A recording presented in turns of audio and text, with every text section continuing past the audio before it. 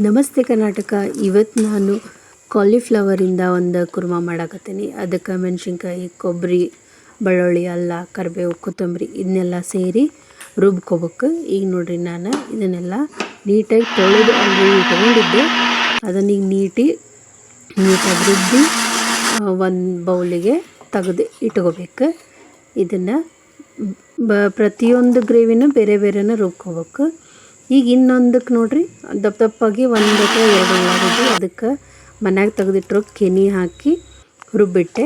ಈಗ ಇನ್ನೊಂದು ಗ್ರೇವಿ, ಅದು ಟೊಮ್ಯಾಟೋದಷ್ಟು. ಈಗ ಅದನ್ನೂ ಕೂಡ ಒಂದು ಬಟ್ಲೊಳಗೆ ತೆಗೆದಿಟ್ಕೋಬೇಕು. ಆಮೇಲೆ ಒಂದು ಅರ್ಧ ಗಂಟೆ ಮುಂಚೆ ಗೋಡಂಬಿ ಬಾದಾಮಿನ ನೆನೆಸಿಟ್ಕೊಂಡಿದ್ದೆ. ನಿಮಗೆ ಬೇಕಿದ್ರೆ ಎಳ್ಳು ಕೂಡ ಹಾಕಿ ಇಟ್ಕೋಬೋದು. ಈಗ ನೋಡಿರಿ, ಒಗ್ಗರಣೆಗೆ ಹಾಕ್ಕೊಳಕತ್ತೀನಿ.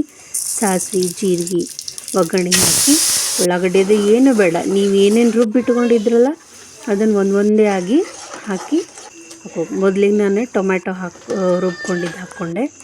ಅದಕ್ಕೆ ಅರಿಶಿನ, ಉಪ್ಪು ಸೇರಿಸ್ಕೊಂಡು ಇನ್ನು ಉಳಿದಿದ್ದನ್ನೆಲ್ಲನೂ ಸ್ವಲ್ಪ ಒಂದೊಂದು ಹಾಕ್ಕೊಂಡು ಕುದಿಸ್ಕೊಂಡು ಹಾಕ್ಕೊಳಕಂತೀನಿ.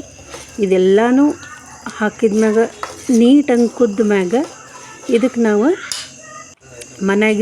ನೀವು ಮನ್ಯಾಗ ಮಾಡಿದ್ದಾಗ್ಬೋದು ಅಥವಾ ಹೊರಗಿನ ನೀವು ತರಿಸ್ಕೊಂಡಿದ್ದಾಗ್ಬೋದು, ಮಸಾಲೆ ಪುಡಿ ಹಾಕಿ ಫ್ಲವರ್ ಹಾಕ್ಬೇಕು.